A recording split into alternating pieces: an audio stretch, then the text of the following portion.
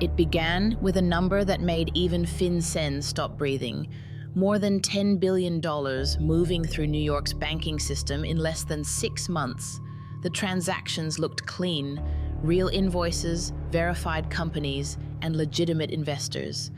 But behind the paperwork was a single name that didn't belong there: Dai Min, the self-proclaimed founder of Yucheng Group, once hailed in China as a visionary in cross-border finance.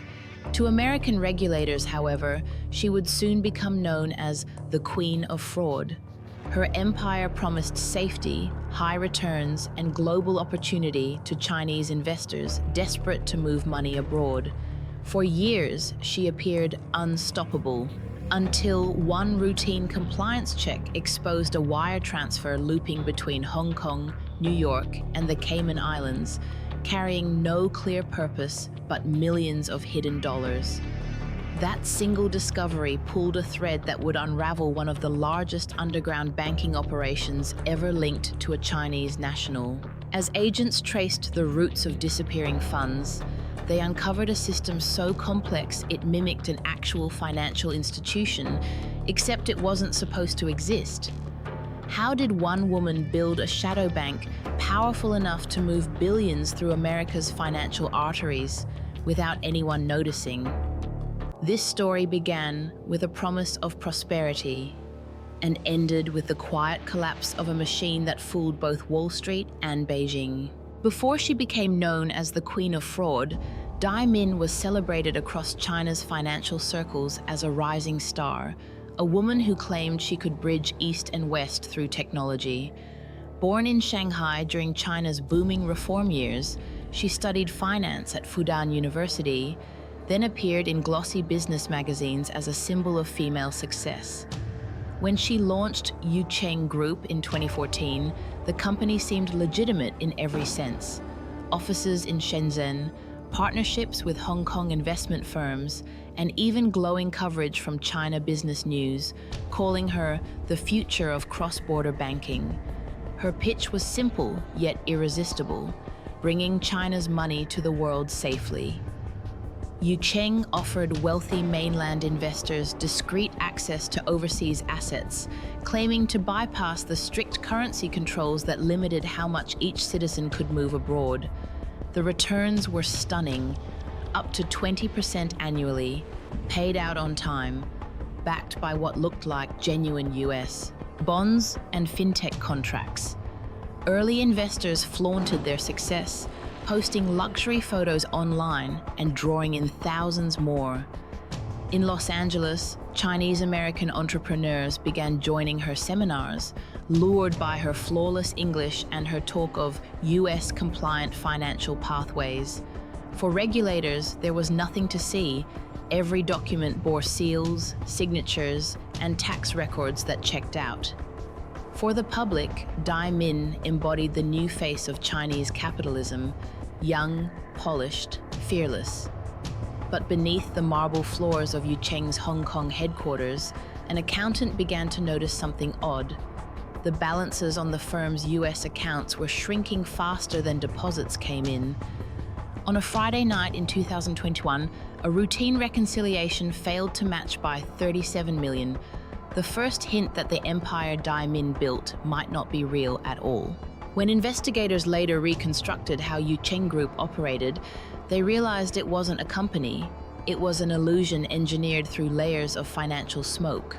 The system relied on hundreds of shell corporations scattered across Hong Kong, Singapore, the Cayman Islands, and Delaware, each posing as a boutique investment or import-export firm. Every entity had its own bank account, its own tax ID, and a thin paper trail of fake transactions designed to appear legitimate. What looked like a global financial network was, in reality, a $10 billion laundering circuit disguised as cross-border commerce. Money from investors in China was funneled through Alipay and UnionPay gateways, converted into US dollars via underground exchanges in Macau, and then routed through American banks as payments for consulting services or equipment imports. The funds circled back through Hong Kong into offshore vehicles, erasing their origin. To maintain credibility, Dai Min employed a team of former accountants and lawyers who forged audit statements and even fabricated video conferences with supposed Wall Street partners. They built dashboards showing real-time profits, all powered by scripts that simulated market activity. Investors saw growth. In truth, the same money was being recycled to pay earlier clients, a classic Ponzi engine wrapped in fintech vocabulary. One case that drew particular attention involved an American retiree from California named Edward Liu, who believed Yucheng would help him invest in Asian bonds. He wired $500,000 through JP Morgan Chase, receiving glossy certificates signed by Dai Min, CEO. Within weeks, his portfolio showed a 7% gain. By the end of the year, the account vanished. His complaint to FinCEN in 2022 triggered an initial review, which uncovered over 120,000 suspicious transactions connected to Yucheng's network. Many originated from the same IP ranges used by Chinese state-owned banks in New York, but the beneficiaries were companies in Dubai, Cambodia, and Malaysia, none of which had real offices. Agents from HSI and the DOJ's money laundering and asset recovery section started tracing the routes. What they found stunned them. Dai Min's algorithm was using time zone gaps between Hong Kong and New York to push transfers that would never appear on the same compliance radar. Every night, between 2 a.m. and 4 a.m. EST, tens of millions moved through correspondent accounts at Citibank and Deutsche Bank, labeled as trade settlements. To ordinary auditors, they were routine.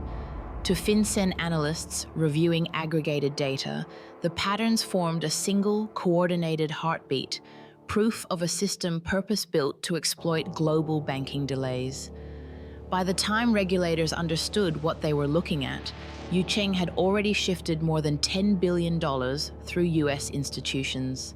The paper trail was clean, the profit was dirty, and while agents prepared to intervene, new companies under different names were still being registered, suggesting the machine was far from shutting down. The investigation was just beginning, but the money was still moving. Because what no one realized then was that Dai Min's empire hadn't peaked yet, it was still expanding. By 2021, Yucheng Group had evolved into something far beyond a financial fraud. It was a parallel economy running quietly alongside legitimate global finance. As the network's reach widened, Dai Min began presenting herself not as an investor, but as a strategic partner for Chinese conglomerates wanting discreet access to Western capital. She appeared at private conferences in Hong Kong and Singapore, wearing custom Hermes suits and diamond-studded watches, photographed beside former diplomats and venture fund CEOs. Every image she posted projected the same message. Yucheng was the future of borderless money. The illusion worked. Between 2019 and 2022, she secured nearly $3 billion in new deposits from mainland executives, crypto traders, and even overseas Chinese students desperate to move family wealth abroad. Her personal lifestyle exploded in scale. She bought a $14 million mansion in Beverly Hills, a yacht registered in Singapore, and a Gulfstream G450 jet she named Yucheng 1. Social media praised her as the woman who beat Wall Street at its own game. Chinese magazines called her a national icon of female power. Yet, beneath the glitter, regulators across continents had begun to connect the dots.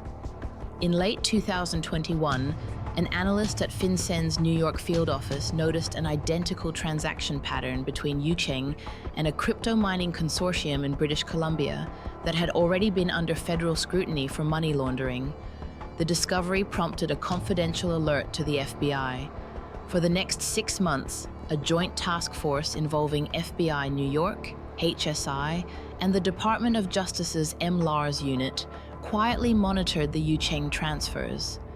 They watched tens of millions of dollars flowing weekly from Hong Kong to JP Morgan and Bank of America, then vanishing into layered accounts in Macau, Dubai, and Zurich. A single transfer in April 2022 worth $48 million triggered an automatic red flag when the funds were funneled through a Cayman Islands holding company registered under the name Yucheng Capital Partners, LLC.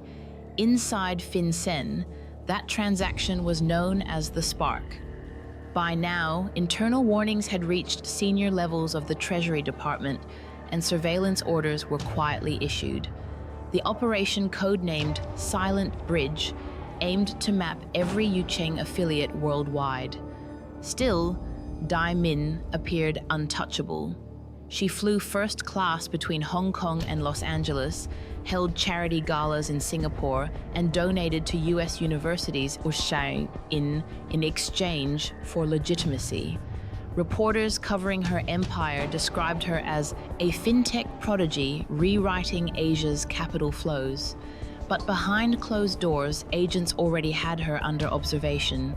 Hidden subpoenas were issued to trace her network of proxy account holders, former interns, distant relatives, even retired officials. Step by step, the invisible architecture of Yucheng began to collapse in silence. The woman once praised for global vision was now the center of a multi-agency financial probe that spanned 3 continents. And yet, as the task force prepared its first coordinated strike, one unanswered question kept everyone on edge. How could so much money vanish every night without a single insider leaking a word?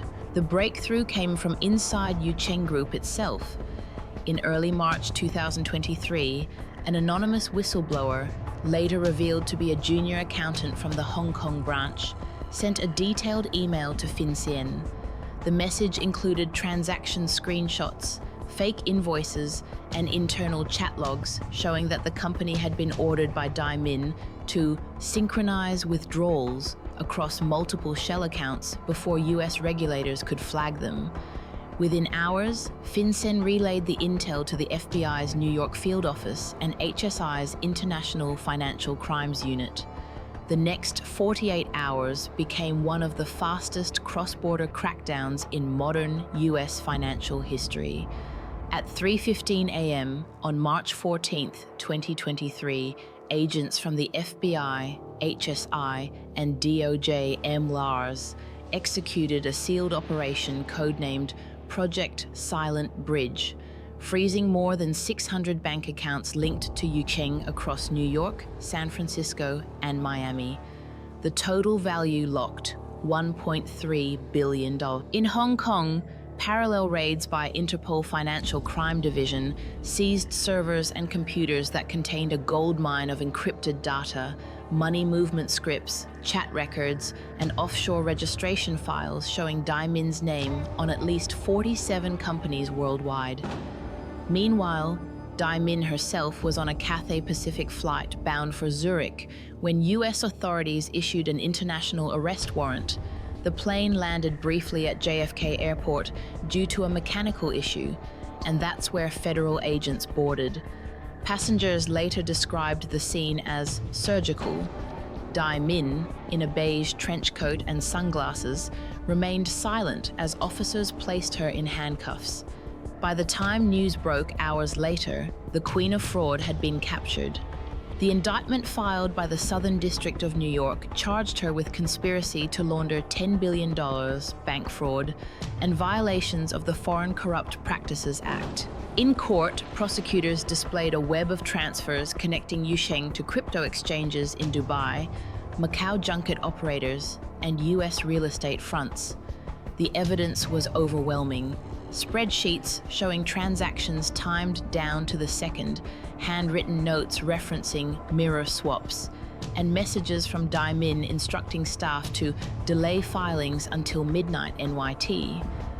Facing decades in prison, she tried to negotiate a deal, but the Department of Justice refused. In December 2023, the court sentenced her to 28 years in federal custody, marking one of the longest sentences ever imposed for a financial crime by a Chinese national in the United States. During sentencing, Judge Eleanor Richards stated, "This was not innovation. This was manipulation of the global financial system. Yet, despite the massive seizure, investigators admitted something unsettling. Nearly $480 million from Yucheng's network was still missing. Those funds, routed through layered crypto wallets and dormant offshore trusts, had vanished into cyberspace before the raids. For FinCEN, the operation was a success. But for those who followed the money trail, one haunting truth remained. The system Dai Min created was still alive somewhere, and someone else was running it. When investigators combed through the seized data, they realized that Yucheng Group was not an isolated scheme, but a single node in a far larger financial shadow web. Encrypted messages on Dai Min's servers revealed that several of her shell companies shared back-end administrators and transaction keys with entities tied to the Kaohsiung Chamber of Commerce, a private business consortium long suspected of facilitating offshore capital flows for Chinese elites. A trail of overlapping invoices connected Yucheng to firms in Phnom Penh, Kuala Lumpur, and Manila, each one claiming to trade in rare metals or digital assets, but having no physical presence.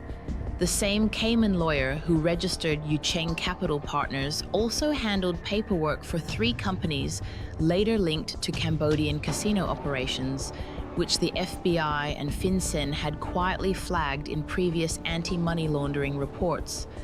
By mid-2024, the U.S. Treasury issued an internal bulletin warning that the Yucheng pattern was resurfacing under new names, using offshore yuan tokens and layered WeChat Pay accounts to move money across borders invisibly. In Hong Kong, a startup called Long Tai Holdings began promoting digital remittances for small businesses. Its CEO was a former Yucheng project manager. When asked by reporters, he denied any link. Yet, the company's IP and transaction architecture matched Dai Min's original algorithm almost line for line. Analysts inside FinCEN concluded that the missing $480 million likely never disappeared. It had simply been absorbed into successor networks spread across Southeast Asia. The sophistication of these systems, combining traditional banking interfaces with crypto mixers and AI-driven transfer scheduling, suggested that Yucheng was only the prototype of a new generation of semi-autonomous laundering platforms. One senior investigator compared it to a financial hydra: cut off one head and 2 more appear. Experts say these networks persist because they serve multiple masters: corrupt officials seeking safe havens, corporations bypassing sanctions, and everyday investors chasing impossible returns. The same vulnerabilities that enabled Dai Min's rise, fragmented regulation, cross-border loopholes, and blind faith in fintech glamour, still exist today. In other words, Yucheng may have fallen, but its DNA continues to pulse through the global system. And that leaves a haunting question hanging in every FinCEN debrief. If $10 billion can vanish and reappear without a single public trace, what else is hiding in the ledgers of the world's most trusted banks? While the US investigation into Yucheng Group unfolded with precision and publicity, the reaction inside China was far more complicated, a mix of quiet embarrassment, political anxiety, and strategic denial.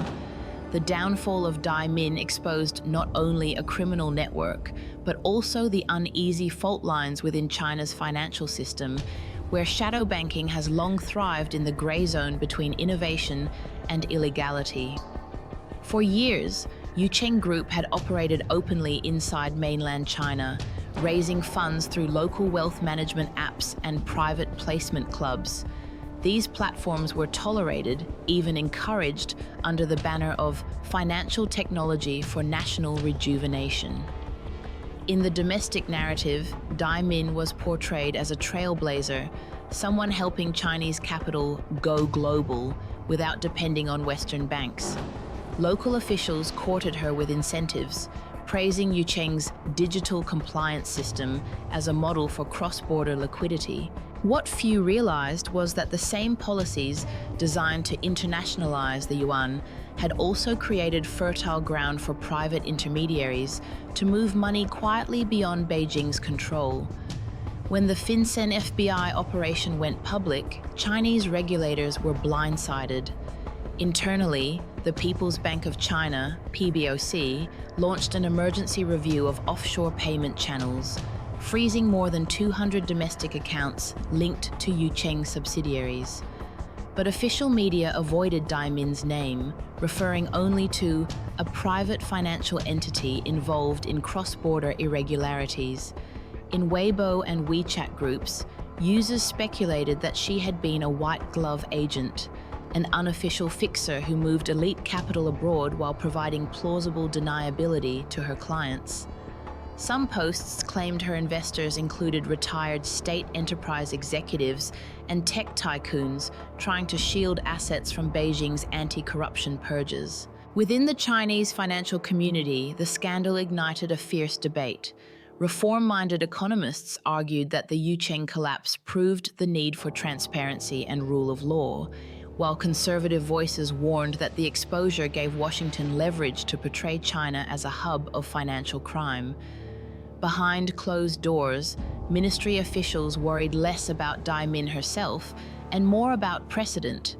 If the US could successfully prosecute a Chinese national for offshore transactions involving American banks, it might open the door to future extraterritorial cases.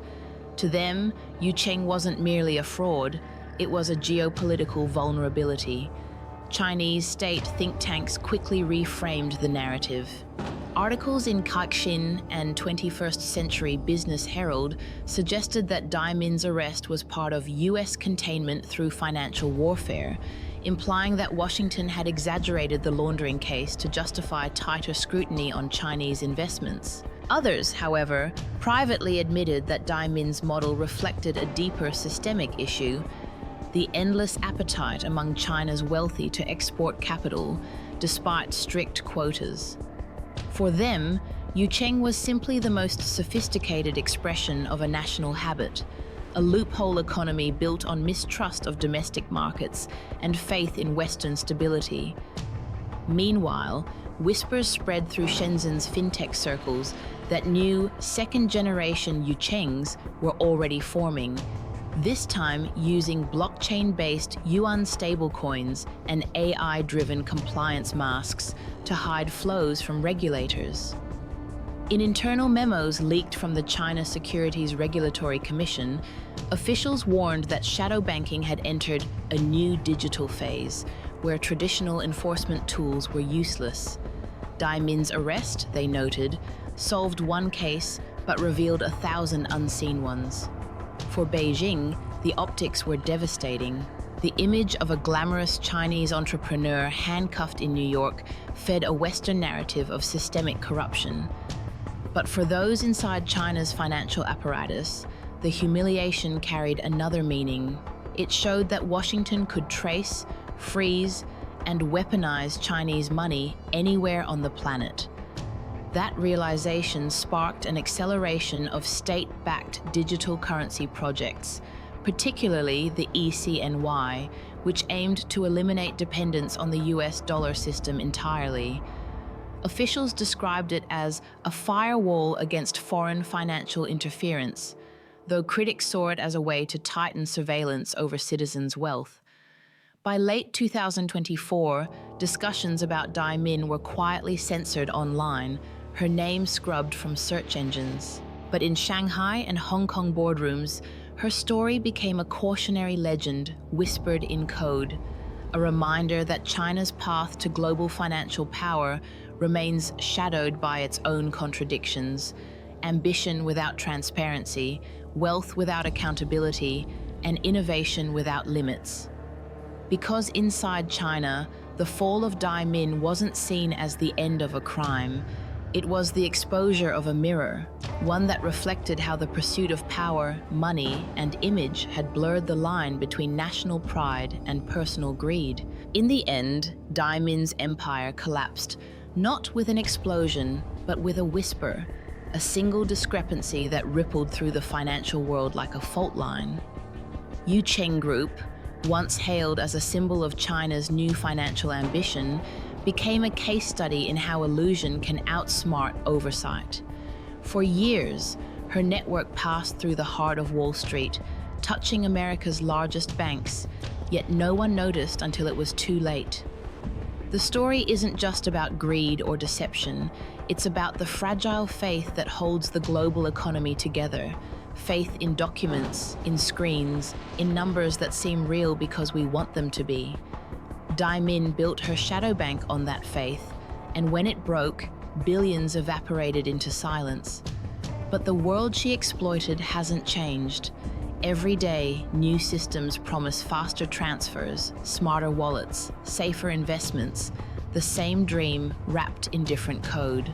The question now isn't whether another Dai Min will appear, it's whether anyone will see her coming.